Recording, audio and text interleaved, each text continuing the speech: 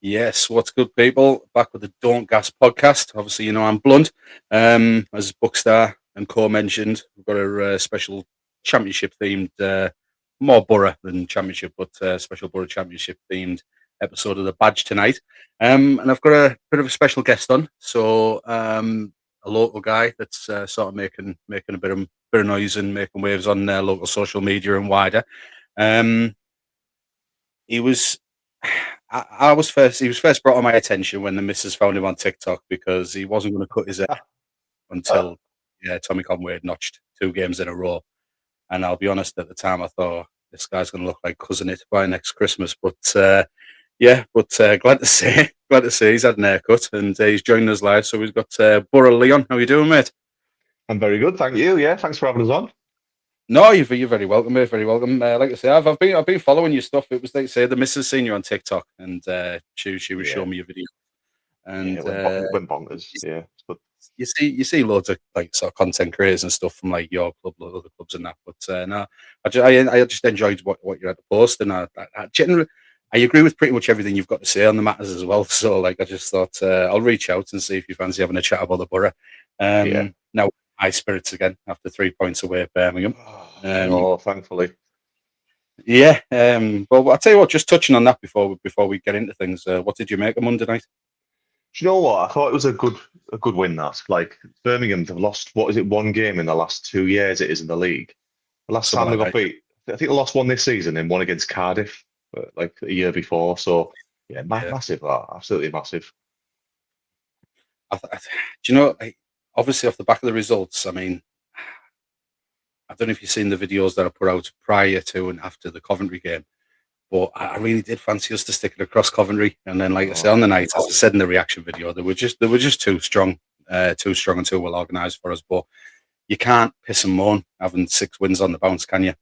No, you can't. Yeah, and the fans went in a meltdown, didn't they, a bit? And I was like, come on, can't win every game. This is what pissed me off slightly. And I did say as well, we knew Oxford were going to come and park the bus. And I think to an extent as well, Leicester, despite the players they've got, obviously the managerial issues and obviously the points deduction, they're down there fighting. Any team that's in that bottom 6, they're just going to come and they're going to go at any top 6 team now and just park the bus. And do you know, like we're not a Man City, we're not a Barcelona. You know, like it's hard to break a low block down at any level below sort of Champions League, to be honest with you.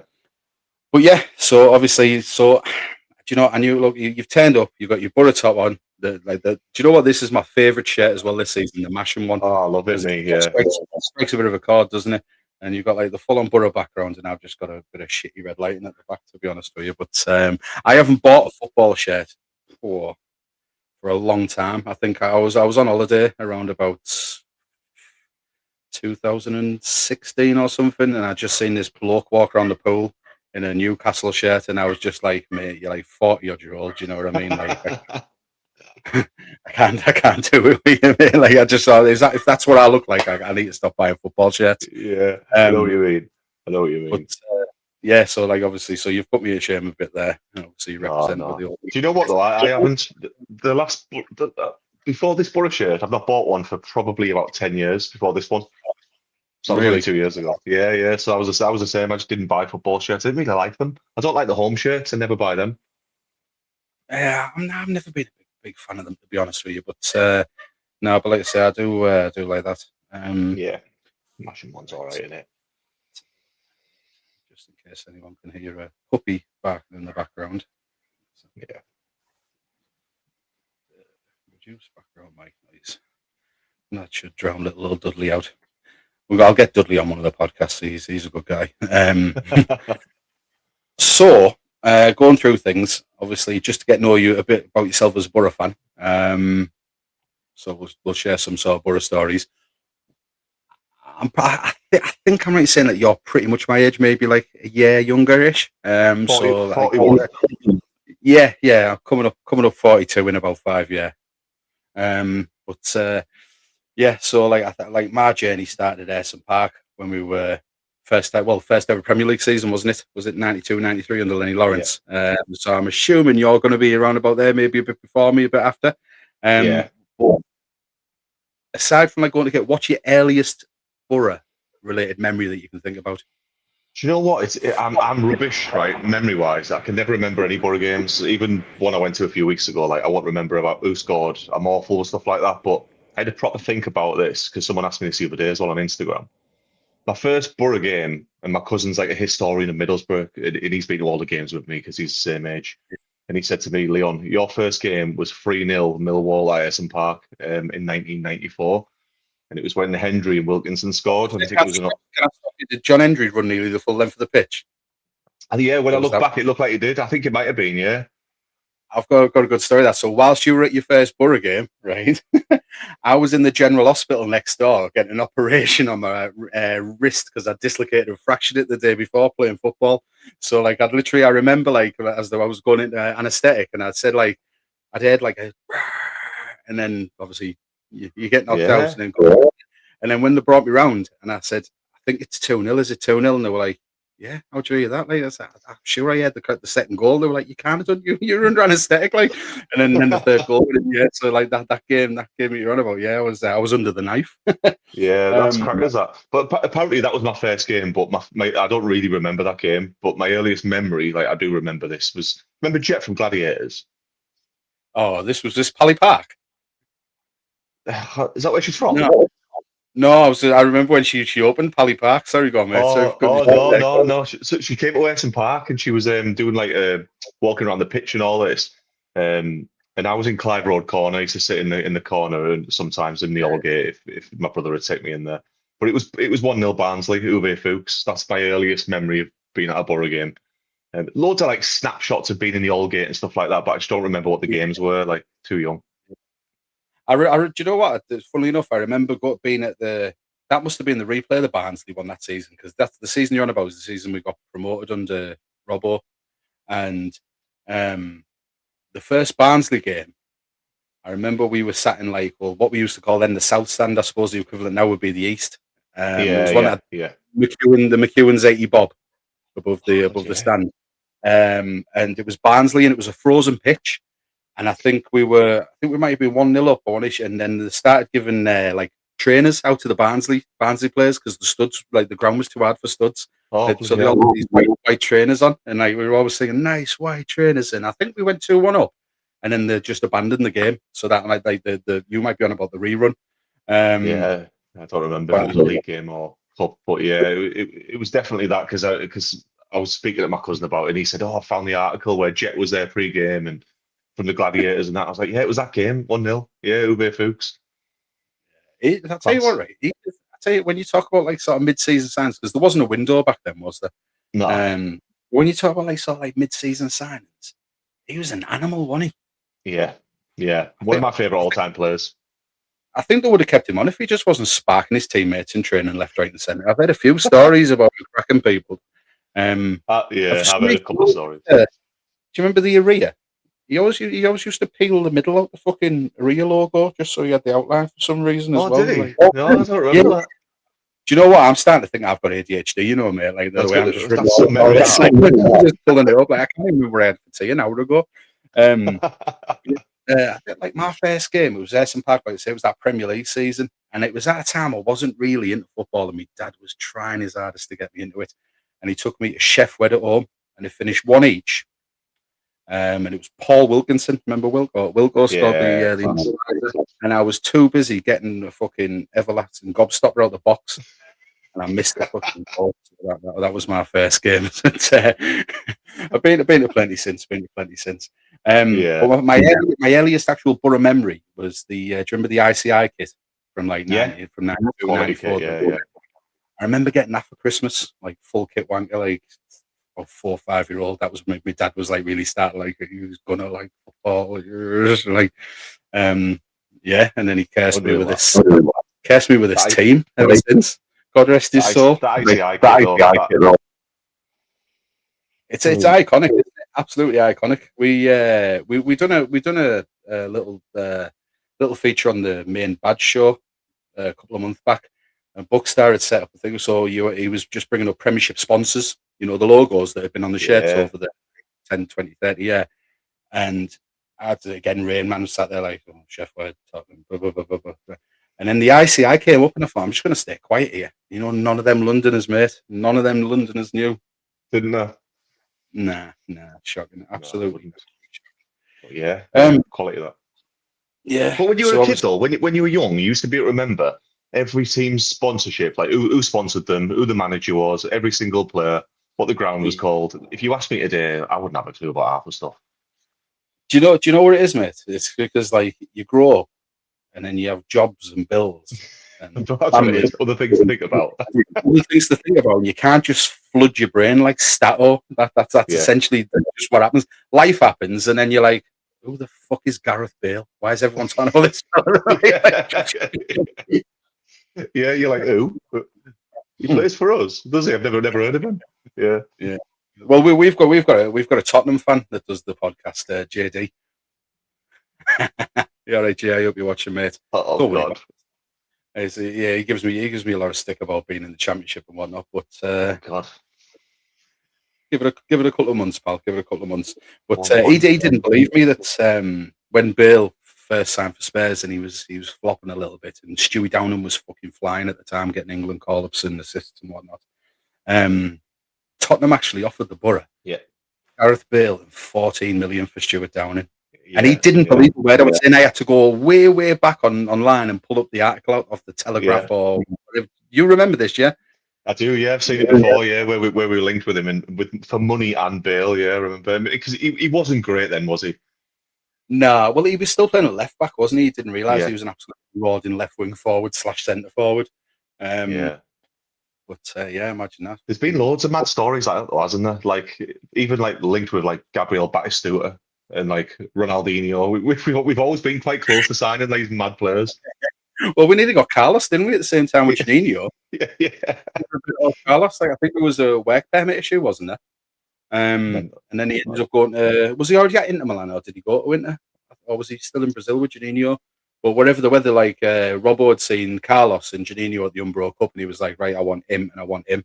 And apparently, like, the deal was almost done for Roberto Carlos, and some snag didn't take it across the line. But yeah, speaking about mad stories for Boro players, do you know about Shevchenko? No, I don't think so. Oh yeah. So a 17-year-old Shevchenko, and for anyone that doesn't realise that what I'm talking about, yes, the goal machine that played for AC Milan and later Chelsea, came in for a trial, 17-year-old at the Boro, and Brian Robson said he'd never make a professional centre forward. Brilliant. Unbelievable. That's the same as Sam Allardyce. So was he at Blackburn or so? Where was Sam Allardyce at in the turn down a trial for Zidane before he'd gone to... Yeah, I've heard that. Yeah. There's been a few like that, hasn't there? Absolute shockers, yeah. Brilliant. Unforgivable. Right, so just getting on to more current matters as well. Looking at the weekend's games. Just before we say that, do you have a feeling that Coventry have pulled away now for good? Yeah, I do. I just think they're too strong, aren't they? Like they had a little blip, and even when they were having the blip, it didn't feel like they were fully gone. Like they were still playing all right. They can always score goals, and they're gone, aren't they? Yeah, there's always like the sort of like the optimist in me, which where the Boro's concerned, it's a very, very, very small part of me is optimistic, but like the size of the lead we chopped down in them 10, 11 games. And then you look and you think, well, what have we got left now? 11. It's only 5 points. But I think we might do well to forget about Coventry and look behind us and focus on your Ipswich and your Millwall and your Hull. Because them are the only three that are going to pip us, I think. What do you reckon? Yeah, like Millwall and Hull genuinely don't worry me. Like I don't think they're going to finish anywhere near third, like either of them. I just don't think they're good enough. Like, and I know they're up there for a reason, right? So people keep saying this, like you can't keep disregarding them. They're only like 3 points behind us or 4 points, is it? But I just don't think they're good enough. Ipswich are the ones, aren't they? That's the one that seems to be worrying everyone, and I think they're now. I think they're what 12 points unbeaten. 12 games unbeaten at home. Yeah. Sorry, 2 seconds. I've just got a message here off Bookstar So this is my mate who sets all this up for us. So he's just saying, "What's up, guys? Nice. Great to have you on." He's actually, I don't know. Are you wanting to pop on here, mate, or are you just watching along? Go on then. I was gonna just watch along, to be honest. How you doing? You good? Yeah, I'm good, man. Are you? Nice one. Yeah, man. I'm good. All good, man. Great to have you on. Always nice to have a new face, and I think it's a good little shout for Blunt to get a championship pod going as well. Because to be fair to, we don't talk enough about it, do we? So, you can have your cake and eat it now, Blunt. But it might not be for too long because you're going to be up there with us. It's looking like anyway in the Prem next season. So hopefully you'll swap places with Spurs. And yeah, I've just been the championship. Yeah, but no, just great to have it. I just wondered if you could shout out your socials. Do you want to shout out your socials out, Leon? Yeah, sure. Yeah, I mean, my socials are pretty much all called Boro Leon. Quite simple, really. Yeah, so yeah, if anybody wants to drop us a follow, I'm always ranting on there.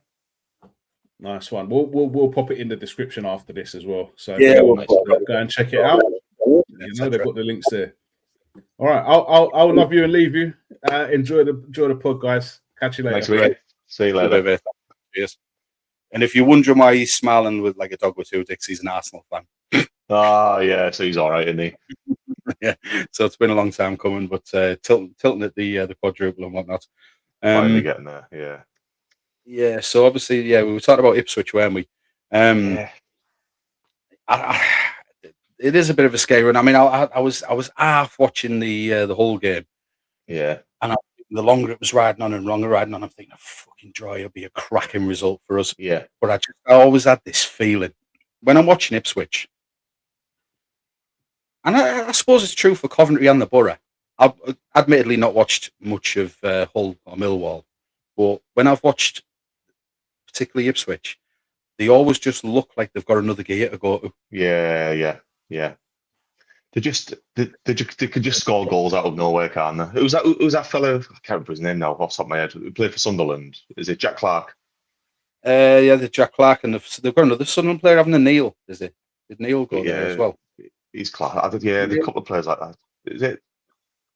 But yeah, they just look good. I watched that game. I watched I think it was the last half an hour, and I just knew they were going to score and win.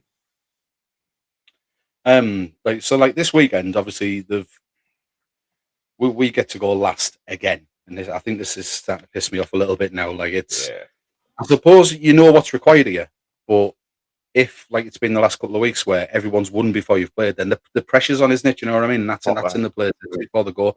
But we were supposed to be, I think, just lunchtime tomorrow, and then they've moved it to 4:30 Sunday for Sky. I was talking to a guy that I work with, Ewan. Shout Ewan if he's watching. He had tickets to go with the band on the Saturday, and because they've moved the game, and she's got a football match on the Sunday morning and stuff, and then school Monday. So he's now changed it because he's got the hotel. He's going to go down and just have a few drinks with a friend on the Saturday, and then travel back Sunday morning. He's missing the match. He's had to sell his tickets because of Sky. But isn't it? I don't care.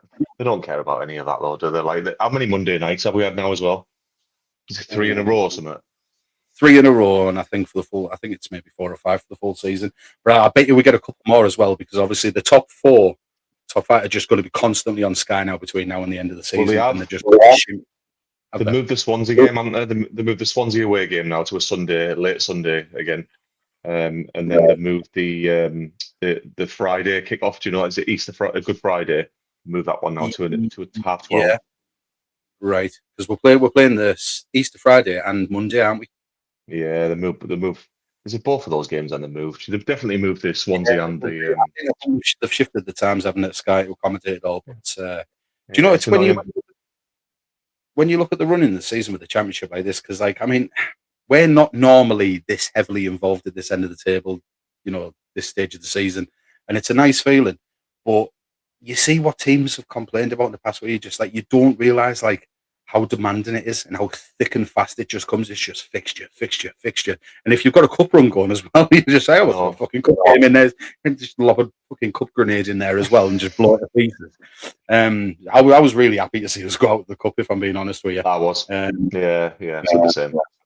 Well, you take the positives from it, don't you? Because you look like Hackney looked the best player on the pitch with it against the Premier League side for about 80 minutes till they sort of clicked into gear. I think it was more just stamina and fitness that got him across the line, but the signs were good. Yeah, we just look good. Like we look like if we've seen it all season, haven't we? If we score first, we win the game. I think we got 100% record this season doing that. And Yeah, it we just have feels like if that happens, then we win the game. Yeah, score first, win the game. It's that simple, isn't it? I think was it 16 going into Birmingham? So I think that might quote me for like 16. I think it's 17. 17 games this season we've scored first and we've won the game. That's mad. That's mad, isn't it? That's how we get promoted, isn't it? You know, like you get your nose and you fucking dominate. But like I say, we've got QPR away, which I think will be a tricky game because QPR are just one of these weird sides that never ever seem to be in the running to go. They never really seem in that much danger of going down.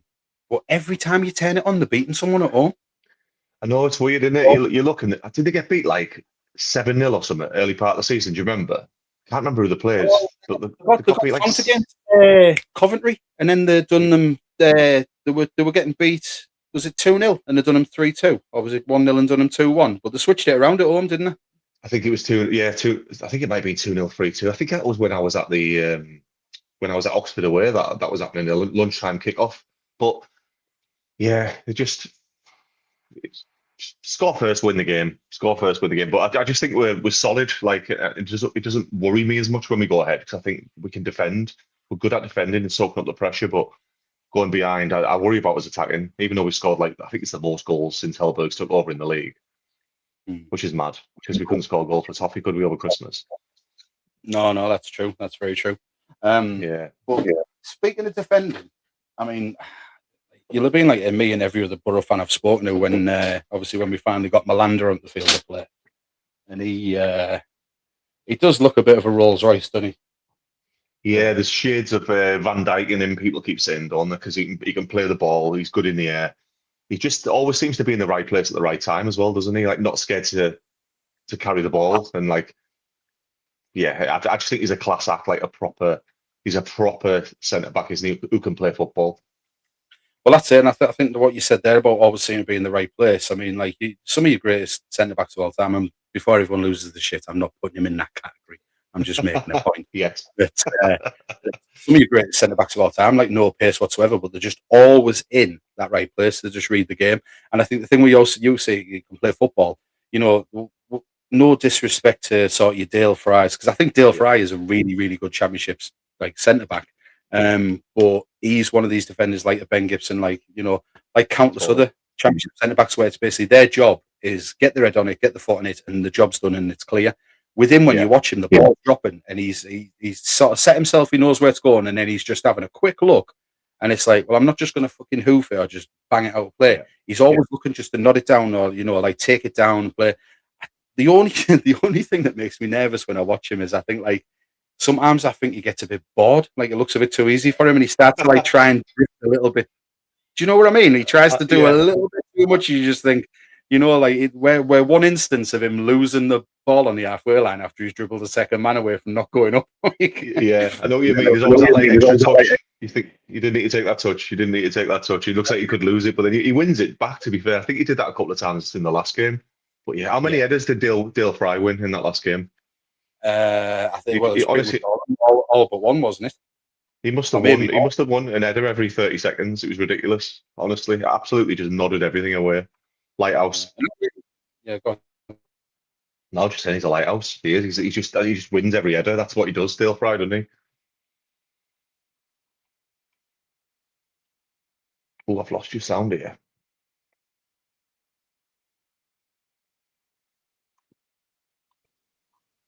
Hello, 1, 2. You got me? Yeah, got you. Yeah. Still ironing out all these little gremlins with all this stuff. Like I know people say I should have sprung and bought a little bit more expensive equipment, but from the smaller Acons. Now I was just saying that obviously taking out away from Dale Fry. Remember what about that challenge against Norwich at home when it was still 1-0? Oh yeah. Crucial. 9 out of 10 defenders give a penalty away and get sent off in that instance. But no Dale from Berwick Hills. He just calmly just takes it off his foot and just plays it out. Like it's but I think one of the hallmarks of this team this season, and even before Hellberg came in, maybe I'm very, very reluctant to give Rob Edwards any credit, even though I have got over it. I've let it go, and I think like in the end he's done us the biggest favour in the world. But like, I just think that like we've seen little flashes of brilliance from pretty much everywhere on the field, haven't we? Yeah. This is the best I've seen us in the last, what is it, like 8 or 9 years maybe. Like we just look like a proper team now. Like someone, every time we play someone, you think we can beat them, and I didn't feel like that a couple of years ago. Even with Carrick, like you all just felt like we were, I don't know, passing side to side and backwards, and we were doing that a few games ago. And I was like, I hope we're not going to start playing like this again against what was it when we drew the 2 home games? It just felt like it was passy, and I was like, what are we doing here? This is not how we play. What I did like about Rob Edwards, and I don't like to give him any credit either, but he was direct. I liked how direct he played. I think that was desperately needed for the few years we'd had under Carrick on it. They like you say, this side to side, passy, like it was just. I think what was painful with Carrick as well, like when he got found out on national television, Chelsea away, when we were 1-0 up in that cup semi-final, and then he just fucking stuck to his guns, and I'm thinking, right. Yeah. And I said all along, and I think what I said, without blowing my own trumpet, is coming to fruition with what he's doing at United. He likes to play a very sort of efficient Premiership style of football, but you can't do it with, and to be honest, again, no disrespect because I'm not a professional footballer, I've never kicked a ball professionally, but when you're trying to play out from the back, when you've got fucking Tom Glover in goal, Matt Clark as your next thing, and then fucking Dan Barlaser coming short, right? Because I promise you right now, right, Dan Barlaser would not get in my blind team. No, like honestly, like I say to the missus every time he used to get the ball, I'd be like, "Oh man, I've got 11 lads in my phone that are better than him." Yeah, do you know what I mean? Yeah, like 100%. Yeah, he wasn't loved, was he? He just didn't do now, did he? Like, do you know what I mean? Like, do you know when he got his goal when we absolutely routed fucking QPR away from home? I think it was about 4 or 5-0. He got on the score sheet, and I just stood up. And I just pulled the curtain back and looked down the road, and I missed like, what you doing? I was like, I'm looking for the 4 horsemen of the apocalypse to come trotting up the road. Like, this is the end. This is happening. Like, Dan Barlaser just scored.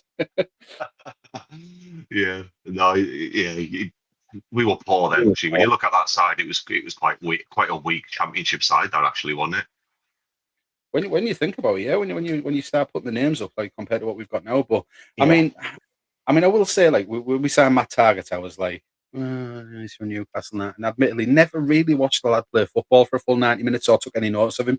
I think he's a fucking cracking footballer, Matt Targett. I really do. Class. Yeah, he's lost his pace, hasn't he? But he doesn't need it.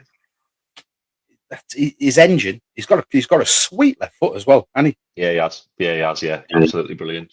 I don't know what happened in the last game, but he was just a free man, wasn't he, for the first half? He was like, we had 12 men, and he was just that extra on the left wing. It was brilliant. Just when he channeled fucking prime Romario. Yeah, I was watching, like, what's going on here? Like, how's he doing this? Do you know what it was? What I absolutely loved about those 2 goals, because when you've seen us line up, because we've been 4-4-2 under Helbert, and when he lined up with the 5, and then all of a sudden, your wing back pops up with 2 goals in the first 25 minutes, and you're like, you know what you know about Helberg? You're like, that is in no way an accident. No, that is pure tactical. Like, he has seen something there. Like, yeah. And do you know what? I was really happy for Strela getting his goal as well, because like he might be struggling to adapt or whatever, but I stand by what I said about him, and I'll still say it now. In that player is a fucking deadly finisher. Do you think? I think there is. Are you not so sure? I've said it all along, like, and I say it to my brother all the time when I'm at the game with him. I'm like, I just don't think he's got it. I don't. I just. Ooh. I really want him to have it. I hope I'm wrong, and I hope he can bang goals in. I've seen some of his runs, and you think, you know what, he's got some clever runs, but no one gives him it. But I don't know. Yeah, the jury's out for me. But I this. I don't want to be too harsh, because people are like, oh, he's adapting and he's learning and all this, and he wasn't good enough in Italy, was he? So he ended up getting sent back. I'm looking forward. I'm going to watch his whole team next week. You know, Stad Bucharest, isn't it? I'm off to Slovakia for a stag do on Friday, and we're going to watch Slovan Bratislava on the Sunday. Yeah, they're playing Zelina, so we're going to go and watch them at home. So I'm going to go and ask some of their fans and say, like, was he any good? Like, because his record looked all right, but I don't know. I just don't know if I don't know if he suits the way we play. I'm not sure. I don't know whether someone was fucking winding me up, and if they were, congratulations, because it's work because now I look like a right donut. But I think someone told me that like his name in Polish. I know he's Slovakian, but if you take his name in Polish, it directly translates as scorer. I don't know how true that is, but all it was for me, that goal against QPR. Whenever you see a centre forward go through and they manage to send the keeper the wrong way, like a la Rooney in the Euros, and then that header, the way he just just cushion, like he was just a great use the weight off the ball. I think there's a naughty finisher in there somewhere. Well, there is, isn't there? Because did you see his goals against Germany? Yeah, when he twisted Rudiger, it was like unreal. Yeah, back for Real Madrid. And he absolutely spun him, and then just like, where shall I put this? Just where them two bits of fucking wood meet there. I'm just gonna like right in the top corner. Yeah, right in the apex. But we'll see. It's not an accident, that is it? Yeah. No. But get back to it. Right. What do you reckon, QPR? Do you see are you one of these people that likes to make a prediction? Yeah, and I said I was on the radio this morning actually giving my prediction, and I said 2-1. 2-1 Boro. I think we win 2-1 all the time, don't we? Or 3-1, but 2-1. It's going to be nervy again, but we're going to do it. What about you? You see, I remember us having a really poor record down at Loftus Road, but of late, it's been a bit of a storm going. And also, as well, one memory sticks in my mind: the season that we did get automatic promotion under Karanka, there was a bit of a pivotal Friday night game at Loftus Road, and I remember Grant Ledbetter scoring. And we went a bit wild on a Friday night, and I think we stuck like 2 or 3 past them. So like I'm seeing a lot of parallels between that season and this season. Yeah, but I just think like we've had our little mini wobble that it looks like we're going to have periodically, and yeah, I think we do them. I think we can go on a bit of I'd take a 1-0, take a 3-2, a 4-3, a 4-0. Just it's 3 points in it at this point. It'd be nice to claw back some goals on Ipswich. That's essentially the difference they've got there is essentially a point, isn't it? About a point's worth of goals, you'd say. Totally is. But yeah, I fancy us a win. I can't see Coventry dropping any points. I think are they away to Bristol? Bristol City away, is it? Coventry, what they've got? I think so, yeah. Oh, it's not as easy as I don't know. They're a weird side, Bristol City, aren't they? Very weird. Because they can turn up. I mean, they always turn up for us because we can't believe beaten, can we? But we will never win. It's Ashton Gate, isn't it? We will just never ever win at Ashton Gate, though. Or CBS, and then there's your 2 stadiums in it. You know what I mean? Like I remember, like when we were like a solid Premier League mainstay, and you get like Old Trafford coming up, and you'd be looking forward to it because you're like, I bet we get a result again. And even if we didn't get a result, we give them a really good game. Yeah, we had some cracking games at Old Trafford. Absolutely brilliant games. Yeah, Fergie didn't like us. But yeah, so like I say, Coventry away, they could drop points, could not. But like I say, Coventry, like focusing on, I think Ipswich are away at Leicester. Oh, let's have a look. Yeah. Away at Leicester. It's just the championship's just so hard to predict, isn't it? Like again, if Leicester turn up properly, yeah, I just think anyone can literally beat anyone, and people say it all the time, don't, a bit of a cliche, but Leicester could beat Ipswich at home. They could. I promise you right now, all so I don't want to rule Hull out. So what we've got Coventry, Boro, Ipswich, Hull. So all 5 of them teams are going to drop points between now and the end of the season. Yeah, and there's going to be a surprise one. I think I'd prefer Ipswich to be at home to Leicester, because then Leicester are just going to go and park the bus like they did against us last week. But with Leicester being at home, they might be more inclined to have a bit of a go. But they still need points. And I think I'd rather be playing QPR away than Leicester away this weekend.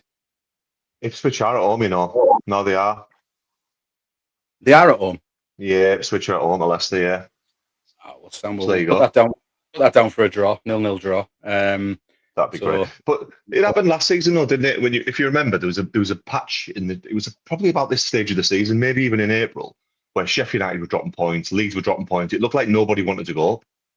Remember, I think Farke lost like 3 games in a row, and Leeds fans wanted him out. No, yeah, you're right. Yeah, it all went a bit turbo for them, didn't it? Yeah, nobody wanted to finish second. It was, I think, at that point. It just nobody wanted it. Everyone kept getting beat, and I think that's going to happen again at some point, isn't it? It was a 3-horse race again last year, wasn't it? And I think like literally they just burnt each other out by the time they got like the last 4 or 5 games, and they had a lot of games against like the lower teams that were scrapping. How Oxford are still in the league this season, because they definitely should have went last year and they managed to pull themselves out of the shit, and a credit to them. Plymouth nearly did, didn't I? think Plymouth managed to take a few points off the top 3 in towards the end of the season. So frustrating, knowing it that we've only picked up 2 draws against Oxford, home and away. I went to both of those games as well. It is frustrating, but see, we lost Leon. Second there. See if we can get him back.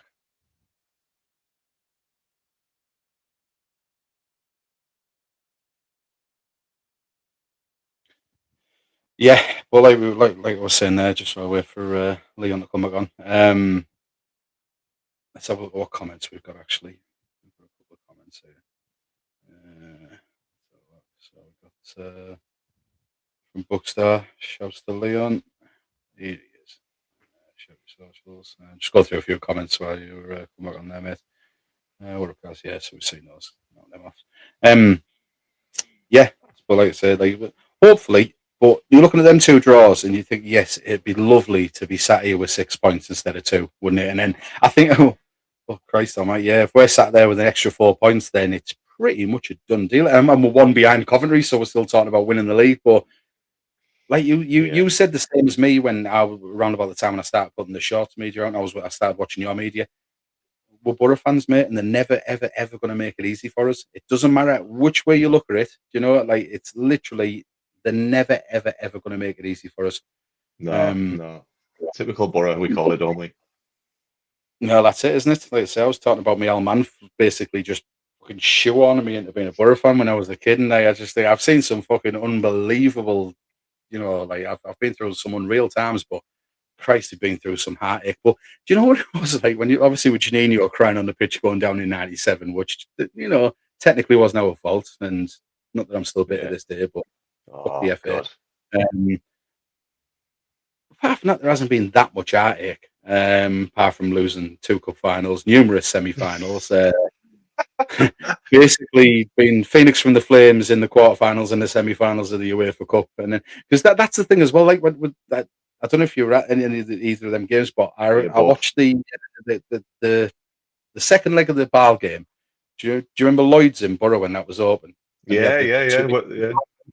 2 massive screens, and then if you were upstairs, they had that big semicircle balcony, didn't they? Yeah. And just over the top, it was just basically a drop to your death. And like it was like so, like we're 3-0 down aggregate. Then it went 3-1, 3-2, and then fucking Hasselbank knocked it out his feet and lashed on the top corner. It was like, oh, this is on. And like I was right near the barrier, and I turned around, went back to the screen, and I looked for my mate Crutch, and I looked and I was like, I spotted him, was like, yeah, and he just came running at me and jumped and wrapped around, and I went, whoa, and my fucking feet, like I pivoted over the back of the thing, my feet came off the ground, and then it was one of my other mates, Fishy. He was like mid celebration, and he just seen me go, and he just fucking anchored us down. You'd have just died, wouldn't you? Yeah, died the happiest man that's ever perished. Yeah, that'd have been the way to go, wouldn't it?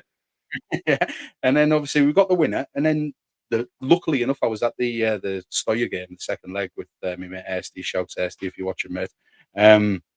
And I just remember like when that fucking 4th goal macaroni when that went in to make it 4-2, and you're like you're looking and you're like, do you know what it was for me? Like I loved winning the Carling Cup because obviously like it's the first major trophy in that, like, and I was in tears. But just that for me, when you were like, Jesus Christ, we're going to a UEFA Cup final, and then it was just like, fucking hell, we're part of the big time now. Yeah, do you know what I mean? We're not one of the minnows trying to compete. It's like we are going to one of the premier European competition finals. Because like Bookstars as well, it wasn't like this little piddly piss watered down version that you've got now. The Tottenham. It was when it was literally the Champions League third places used to drop out and come in and say like, and I think that's where Roma came from. We went away. Yeah. We got a result at the fucking Stadio Olimpico. Like what? It's a madness for a little old Borough team, do you know?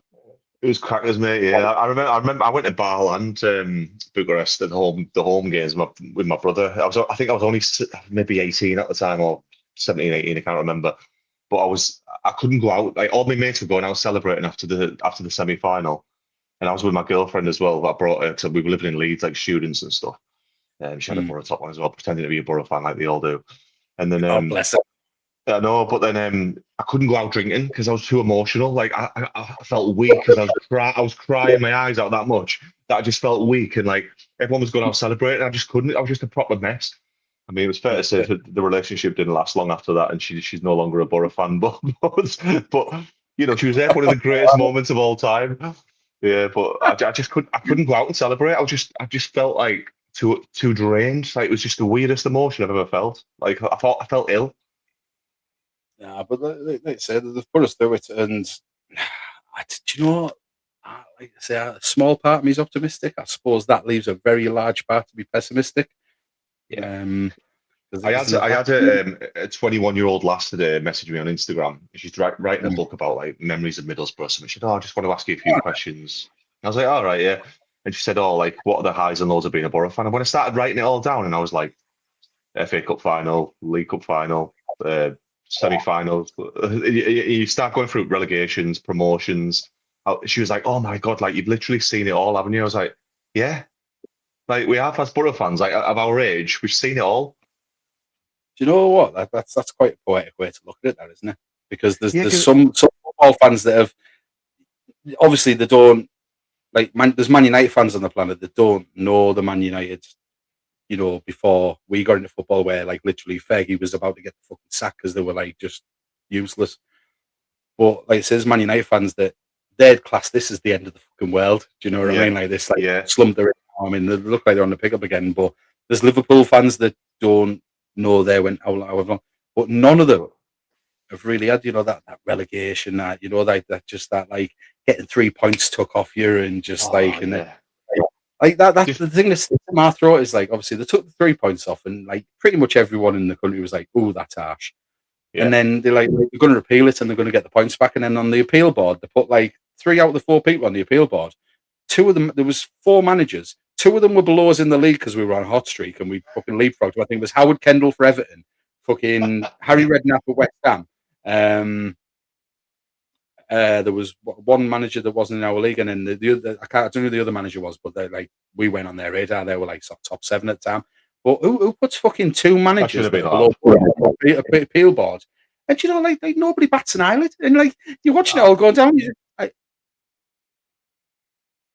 I remember being a kid at that Wembley final, and everyone just like before the match when the FA came on the pitch or whatever I don't know, put the ball on the pitch or whatever they do, and everyone just goes 3 points, 3 points, and like I remember as a kid feeling terrified because everyone was just so angry around me, and the noise was deafening, wasn't it?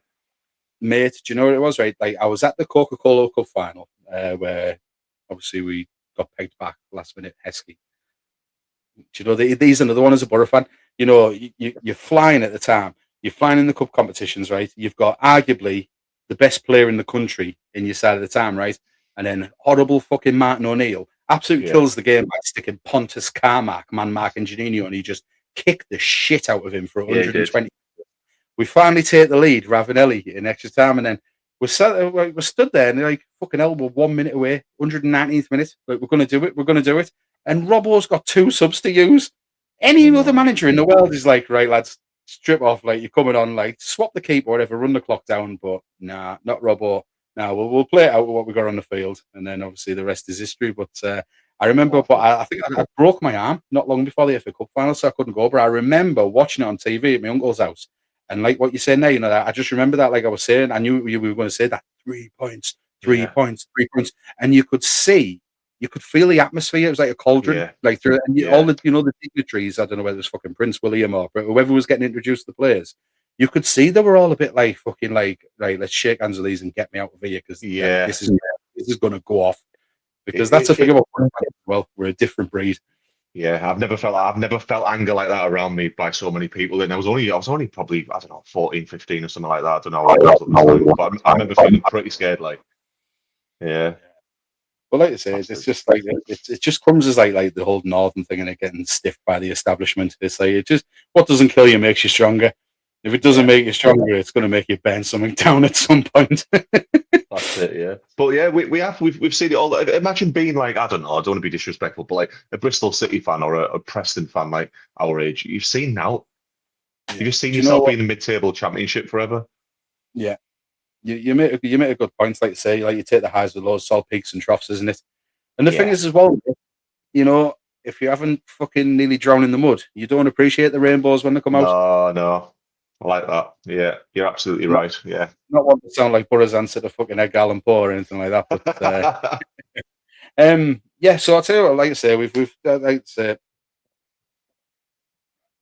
bit of fun lined up for the end. But just before we get into this, I'm sorry, mate. I know I've just met you, and you're a cracking fellow who've had a good chat, but I am going to put you on one hell of a spot here. Go on then. Do we get promoted? Yes or no? And the reason I ask you is when you were talking about the other night on socials about the stupid new format of the 16 playoff. How they're going to work that, I don't know. Are they going to do it in a mini league? But that's another chat for another day. But you said about like obviously finishing eighth and you could go up, and you were like, I know I'm slagging it off now, but a year from now, do you know what? I sort of got a fucking lump in my throat when you said it because like you're the most like positive fucking Boro fan. I said, and then like you're like, man, you were saying that year from now, Boro finish eighth, and like, and I'll be like, I was like. But we're going up. What do you mean? No, finish eighth in the championship. No, we're going up. We are going up this season. I think everything feels different about the place. Like when you're in the Riverside, when you listen to the players, listen to Kim Elberg's press conference yesterday. Everything feels different this time. And if we don't go up this season, I'll be shocked. I'll be devastated, mate. Do you know what? I totally agree with you. And just to build on what you said there. Instead of it feeling like a sort of hope or a hopefulness, it feels like assurance around the place. Yeah. It just feels like we've got a fucking proper manager. We've got a squad there of like sort of like, you know, your 13, 14, 15 regulars and a few people that will come in and do a job that to a man you can't really pick fault with, can you? I think we're good enough now to win more points than Ipswich for the rest of the season. And when you look at the fixtures, I think we've got a better run in than they have as well. So yeah, we have. If Ipswich fans aren't confident of going up, have you seen that on their forums and stuff? Yeah, they're not confident. Try to stay away from them because they talk about tractors too much. But go on, sorry, mate. Yeah, they're not that confident. They're like, yeah, we're hit and miss, we're inconsistent and all this. So yeah, they watch Ipswich more than I do, and they're not overly pleased by what they're seeing. I think he was under pressure at one point, McKenna, wasn't he? Yeah, he was. Yeah. But the short answer is yes. Yes, we go up, we get promoted this season. Good one. And like I said, I think the key is, I think if we focus on Ipswich, Millwall, and Co, we've got a better chance of catching Coventry. Yeah, well, like Elberg said yesterday, just don't even focus on anyone. Just keep picking up the points. It's in our hands, isn't it? We play Ipswich. If we beat Ipswich and win our games, then we get promoted. Saying it, QPR, most important game of the season. Next game after that, most important game. Win, lose, or draw, every single game is the most important game of the season. Finals, mate. Yeah.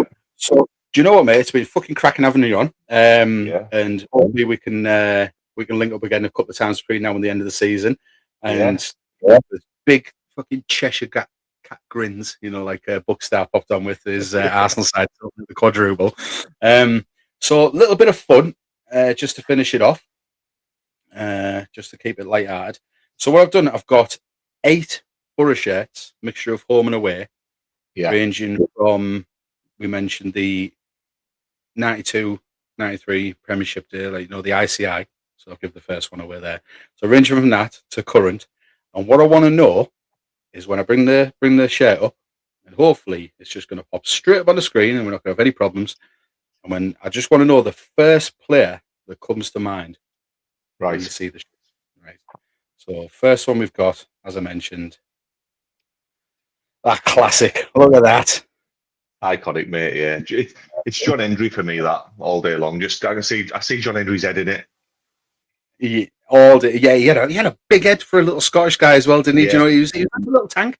He always like a barrel. Like, you know, he always looked wasn't he? He was just he was just built. He was, yeah. John Class. Hendry, absolute legend. Shout out John Hendry. Yeah, same for me. Like there was only one player that popped to mind when I seen that. This next one. So that's when we got that's first season in the Riverside, 95-96. Yeah, that's Janino, I think, because I remember Janino, I think, wearing that shirt and drowning him. He looked like an 8-year-old boy in like an extra large adult shirt. Is that shirt? That shirt. Well, that's the season he signed. He came in the November, didn't he?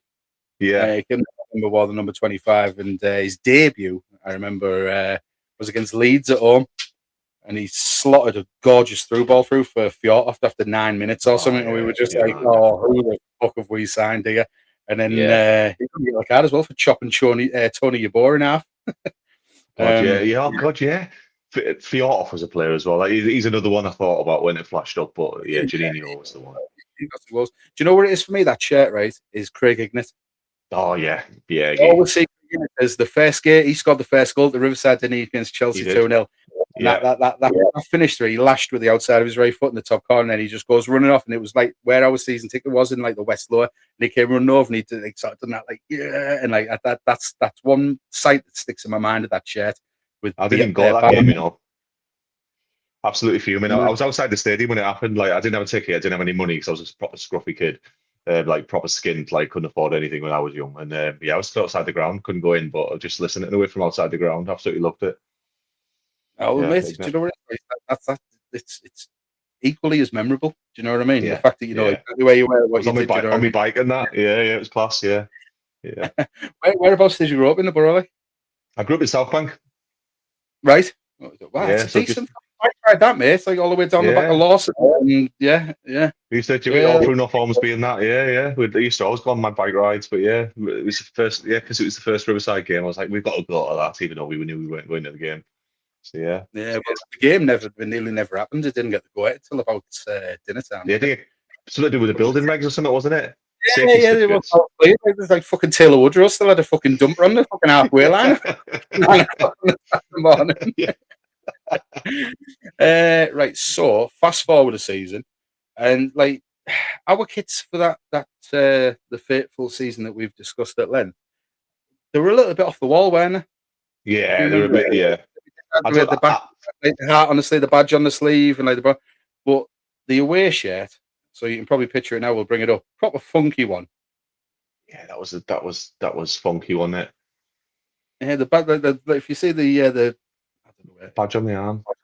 Yeah, the badge on the arm. And then you had the Boro print on the sleeve and whatnot, and like it. Yeah, proper funky one. Yeah. But who pops in your head for this one?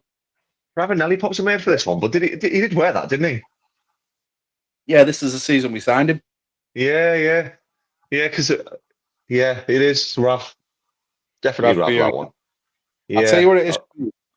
It's Emerson when he scored at Old Trafford. Remember that 3-3 draw? And I think he got the second goal where he lashed it in off the bar. It was pissing down with rain on that bank holiday Monday. Right bangers, mate, didn't he, Emerson? He could bang him. Fucking, do you know what, mate? Right, we'll knock that off for a second, just to give a quick mention, right? Because like when you're sort of 11, 12, 13, you like your football, but you don't know your football. And when you look back, right, on his day, right, Emerson, and when I say on his day, it doesn't mean like, he done it once in a while. I mean, like, when he wasn't fucking running away to Brazil and trying not to play for the club like that. Every single week, game in, game out, right, he might have been, if he'd have stayed in the Premier League, he might have been one of the greatest fucking centre midfielders because he was just box to box. He was strong as an ox. I remember him fucking breaking Michael Thomas's nose. I remember him putting fucking Vinnie Jones into Rose Head. I remember Roy Keane sort of like fucking squaring up and just going and just swallowing his breakfast. And he could passing range, he's tackling, and basically if the ball dropped anywhere in the opposition half, it was fucking taking the net off the fucking hooks, wasn't it? Yeah, he liked to go against Sunderland away. I went to that game that sticks out where Emerson scored that absolute worldie. Yeah. Oh no, he scored 2 in a row, didn't he? So it was the last derby at Roker Park. Yeah. Got laid off, he lashed it top corner, and then there was Stadium of Light the next season. Oh, I don't know which one it was then now. We had a blue kit with like white. The Roker Park one was 1 each. right? I think I think fucking who was there? Who was there? Fucking centre midfielder captain at the time. He had a big point nose. He was hard as nails.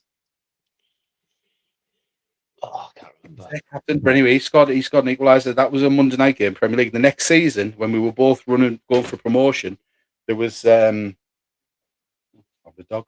There was basically, I think it was one each, and then I think Mason just stopped, looked, and just laid it back to the edge of the box. This is Sadie, by the way. You're right, Sadie. I'm just having a conversation with my mate. Yeah. In a minute. Do you know anything about mid-90s Boro? No, right. Yeah, and then Emerson last one in. But yeah, we digress. It was that one. Yeah, it was that. Fast forward a few years, and there's only one player came to my mind when I seen this. But I've got a feel it's one of three, but I'd be surprised if you said anything other than the three I've got in my mind. Do you know what with this one? Two players spring to mind, but I'm not sure one of them even wore it. But Hamilton Rickard is the one who comes to mind straight away with that. Did he score like 20 goals? Was it 20 goals in a season or something in the league? I'm pretty sure he got 18 league goals, which, That's as mental. far as the centre forwards concerned, is our best return for a centre forward, like league goals only in the Premier League. But that Hamilton Rickard. Gaza wear this as well. Gaza didn't wear this, did he? I think Gaza had gone by then. So we signed him in '98 because his debut was that cup final against Chelsea when we were going up. So that was '98. Then '99, 2000. I think Gaza. Do you know what it might be? I'd have to see the home shed. I don't know why I thought that. Yeah. I remember being at a Southampton game where we came back and Gaza scored a winner from a free kick 3-2. And if I saw the home shirt, I'd know whether this was the season. But do you know, like say, Rickard straight away for me, I remember him scoring a peeler in the FA Cup away at Bradford. Do you remember he cut in and just curled it right in the far top corner, pissing down rain at Valley Parade? He's just deadly, wasn't he? Like Rickard, he's one of them where he looked useless, but he just scored. He just scored for fun, didn't he? Do you know what? He turned out to be a bit more deadly than you know. I don't know if you know. He's in jail, isn't he? Run. Mowed through about fucking 6 people through a market or something. Yeah. Allegedly, or anything wrong. Like, don't want to speak to your lawyers. I haven't fucking got one. But the other two for me there is Paul Ince and Christian Carambo. Oh yeah, I remember the Christian Carambo one because his missus was like modelling the shirts and that one. She. Yeah, she was. What was she? Wonderbra Model of the Year, wasn't it? That was it. Like, if you put it in terms of it, so we signed a French World Cup winner who was shacked up with the hottest chick on the planet, certifiable, and then she's modelling a Boro shirt with a bit of fucking bechamel sauce down it where she's had a parmo and a bun in between fucking shoes. Is that what it was? Adriana, what should you call it? Adriana something? Yeah, I vaguely remember. Yeah, well, I sort of remember her, babe. I don't like that. Yeah. Do you remember? There's a clip. There's a clip I watched the other day with this where she's wearing this shirt, but I think there was a vote. There was a vote of which shirt the fans were going to choose. Whether it was on like a Sky game or something. Richard Keys, Andy Townsend, Andy Gray. It was the purple that they were voting for next year's away shirt winner, which ended up being the purple one. And that's it. You know what's like? You know, if you want to know what's different about life then and life now, right? Play that live on Sky Sports now and see how long it takes for a group of feminists to petrol bomb Sky B headquarters. Yeah, they're having a right laugh out. We've been watching the Soccerettes on Saturday morning, like, do you know? Because that's what it was. It was like the culture of it was, wasn't it? It was like, it's Sky Sports on a Saturday morning afternoon, but it's tits and football, you know. Like we know we're catering to our audience. It was off it, yeah, because he was like, "Oh, which one do you like, Andy?" And Andy's like, "Oh, I wouldn't mind seeing them again." Hey, God bless them. Someone's re-employed them. They do the Premier League on beIN Sports. Oh yeah, on the other side of the world. Yeah. Right. Well, I've got four left for you, mate, and I think I know who you're going to say for this one. Boxic. Alan Boxic, and do you know what? That's like. It's so prominently Boxic. I can't think of another player that wore that shirt. I know what you mean. Yeah. Do you know he's just so? I think you corrected me online, didn't you? 2001, 2000. 2001, 2002. Yeah. 0102 this shirt. Yeah. Boxich. It's just Boxich, isn't it? I can see his head right in the shirt right now as it's on the screen. Oh, mate, he's like, do you know what? Because you put a post on about the Mount Rushmore strikers, Mount Rushmore. Yeah, Boxich. and I'd said about the Yak, and you corrected me, and he said like basically Yak only. I didn't realize Yak only got 3 more goals in a lot less games. Because I just remember Yakubu free scoring. Do you know what I mean? But yeah, Boxing was unreal, mate. Because he was chesty as well, wasn't he? He used to walk around with his chest out like I own this fucking pitch, like he was, wasn't he? And I was aura, like the kids call it now. He had aura. Yeah. That's that's a good point. Yeah, the way they call it aura. But I tell you what, I was at St James's Park away when he latched free kick and another one. He scored 2 at St James's and we won 2-1. That was a great. I don't remember stuff like that, mate. Oh God! Well, you do when you go to when it's a rare thing winning at St James's, and when you're up in them gods watching that fucking Subbuteo. Oh yeah, isn't it? And he lashed one of them free kicks in. He was unplayable on his day boxing. Yeah, he was. Yeah. Right, so I'm going to forward a bit further. Right, I'm going to shut this one up. I'm just going to nip and let this stupid dog out a second, mate. Right, I'll bring this up now. I'll come back to you one moment.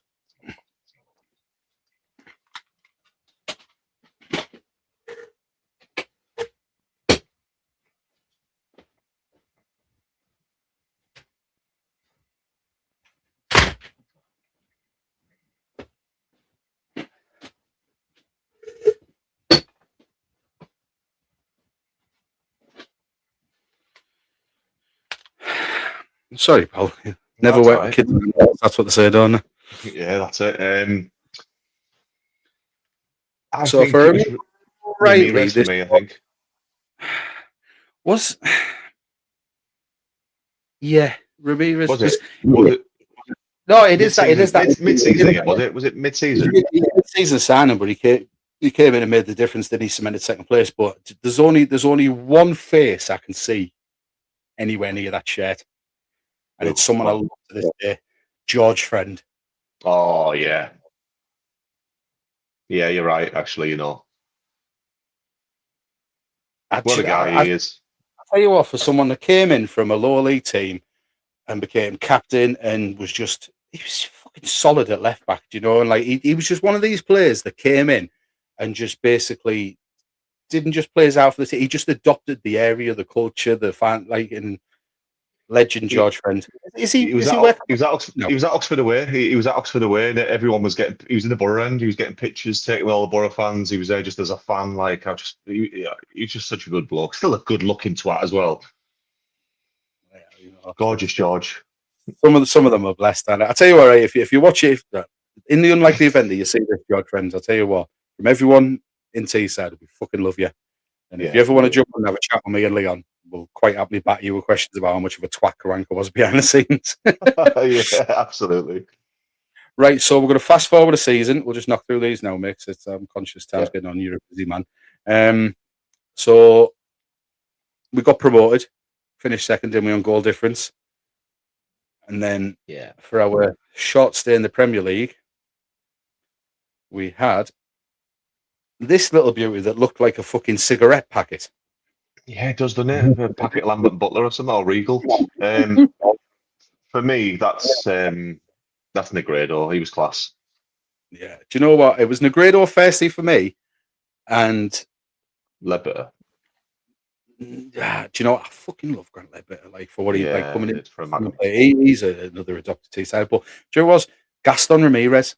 Because I remember being at the Bournemouth game where he ran the full length of the pitch before it all started to go wrong. It was early on in the season.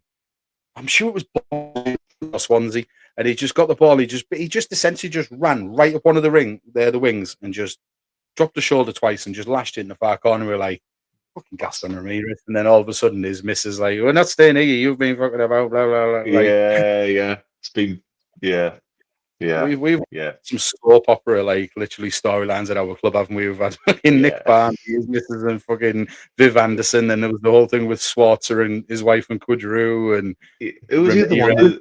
that Irish kid who was on loan for a bit. I think You know about Connolly, and he got filmed on the session in a fucking Park dining End room, or something. Park End or something like that. Park. Yeah, Park. He just sat there, fucking absolutely off his chops till like 5 o'clock in the morning. Some lads going, "Oh, I've only got a Boro player here," and you're like, "Do you realise the fucking damage you're doing?" Do you know what I mean? I know. Oh God, awful. So, before it descends into an episode of fucking Jerry Springer or what was he called, Jeremy Kyle. One more for you, mate, and we've got the current crop. Oh, hey. So basically, what we're going to say is the promotion shirt. Yeah. I just see Dale Fry in it, me. I know he hasn't. He plays when he's fit. Yeah, I see Dale Fry in it. That has really shocked me. That has absolutely shocked me. That. Who have you got in it? I can only see Aidan Hackney because like he's the sort of like. Would you agree he's our talisman? Poster boy as well, isn't he? Yeah, he is. Yeah. He is our talisman. Yeah, I give him a bit of stick, beginning of the season. I said, like, I think he's maybe he can't pass and he's a bit overhyped, but yeah, I was so wrong. Yeah, unbelievable player. It's not that you're so wrong, mate. It's not that you're so wrong. I just think I'm watching him this season, and I think his game has matured so much from what we've seen. Because I'll tell you something. I'll give you one of the biggest things as well. Obviously, if you're going to be captain and you're going to be that linchpin in the middle, you're going to be the engine behind it. I'll just get rid of that. Right. He was always prone to a rash tackle, and he could guarantee you 2 or 3 red cards a season. I mean, granted, he was lucky to get away with one with Blackburn at home on Boxing Day. Yeah, he was. He just went full fucking UFC calf kick. But I watched. I don't know if have you seen Benjamin Bloom, who does the Championship podcast? No. Well, the guy that does the main Championship podcast that sort of gets traction online, him and his mates, and they were going through a sort of banker bets of the season, and I think it was like before a ball was kicked, they were on about like outsider bets, and he went Aidan Hackney to be an ever present in the league, and I just like sort of like choked on whatever I was drinking or eating at the time. I'm thinking, this guy is like 4 weeks late for every single tackle I've seen him put in, and you want him as an ever present. And as it's turned out, I don't know if I don't think you could bet on that type, but he has been. Yeah, he has not missed a game. No, he's unreal. He's had that little fucking strange moment with the handball away at Leicester. That was like just a brain. That was just a brain fart. We all do stuff where we do something and we go, why the fuck? You can tell though as soon as you've done it. Yeah. But no, I see it Hackney in that shirt. He's in the Premier League. He's in the Premier League next season. Do you know what? I don't begrudge him either. I don't begrudge him. He could have went this season, couldn't he? And he could have went with for a shed load more money. But he's sort of like he's going to give it one last crack. And do you know what? Whether we go up or not, he will be in the Premier League next season. I suspect with Man United if Carrick gets the Man United job. And you know what? He deserves it. Like I say, he's loyal, good footballer. He's learning his trade. He's still a young lad, and I'm not going to go as far as say the sky's the limit. But if you look at like what's up and coming England centre midfielders, I really like Adam Wharton from Palace, but I think Aidan Hackney's probably every bit as good as Adam Wharton. Do you know what I will say though? If he needs to sign another contract, even if he's going to go next year, he needs to sign a contract just to give us a bit, like Grealish did with Villa. Knowing he was going, so he can get a good transfer fee for us. Yeah, I'm sure he'll do that. To be honest with you, mate. Yeah, I hope so, mate. Yeah. Mate, well, I'll tell you what, mate. We've been at it for over an hour now, and I'd only try to grab you for about 30 minutes. But no, it's been a great chat, and time flies when you're having fun, so to speak. Aye. I really hope we get the chance to do it again between now and the end of the season. I'm sure we will. Yeah. Give it a couple of games time and see where we are. Obviously, I'll drop you a message when we see all the fucking QPR games unfolding. So, final thoughts? Is there anything you want to shower? Like, so obviously, anyone that's watching, if you're not already following Leon and you're a Boro fan, you need to get on his TikTok, get on his Insta, get on his Facebook, get on everything. Boro Leon, socially Leon, get on it all. It's good content. And obviously, if you're not sure who we are, it's the Don't Gas Podcast. Please subscribe, like, share, comment, everything. Support us, help us build this product into something better. And we want to give you a good product to watch, and we can only do that with that kind of support. So any final words, mate? No, appreciate you having me on. And yeah, like, subscribe, all that stuff doesn't cost you a penny. Doesn't cost you a penny. I always say that to people. Just press a button. It's free. It's free. Yeah, like, free. You know what I mean? Yeah, it changes people's lives as well. It changes people's lives. I say this all the time on my other socials for the brand stuff that I do. Like, it doesn't cost you anything, but it changes my life, that sort of stuff. So, like, just do it. That's it. And then the thing is as well, and I was guilty of this before going to this game, and like you don't realize the work that goes on in the background and the stress. Do you know what I mean? Like if you'd have seen me when things were going wrong before we were trying to get this sort of going online, I bet he was looking, like Leon was looking at me thinking, fucking hell, it was this lunatic. I'm just like, I was like, the little hair that I've got left, I was sort of like pulling out, just thinking like, why isn't that working? Why isn't that going on? But yeah, please like, share, subscribe. Get on Leon's socials, drop him a follow. Get on Don't Gas, drop us a follow, drop us a like. And yeah, look out for more content. Up the Boro. Good luck on Sunday against QPR. And yeah, cheers for having us, mate. And have a good weekend. Enjoy the match, and I'll speak to you after the game. You too. Up the Boro, mate. Up the fucking Boro. See you later. See you. Bye bye. Ta-ra.